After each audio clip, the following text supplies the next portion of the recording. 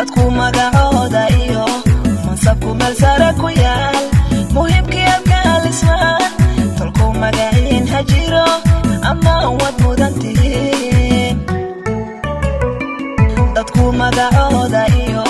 mansabku meel sare ku yaal muhiimkii abkaalismaan tolku magaciin hajiro ama wad mudantihiin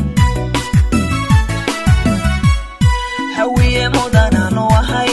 hirabna milgahan u ahay mudullood horbudbaan u ahay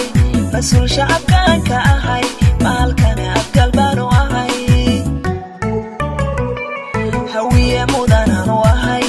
hirabna milgahan u ahay mudullood horbudbaan u ahay mas-uul shacabkaan ka ahay maalkana abgal baan u ahay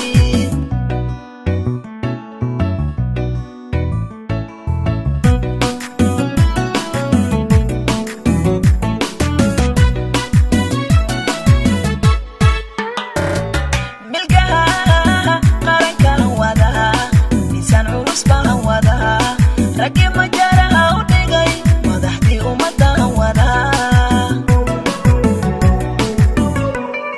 milkaha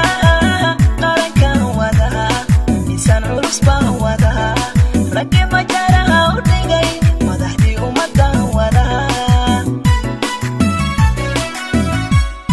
dadkii murti iyo aqoon martida loo wada ahay mugweyntii abkaalismaan tolkow magaciin hajiro ama wad mudantihiin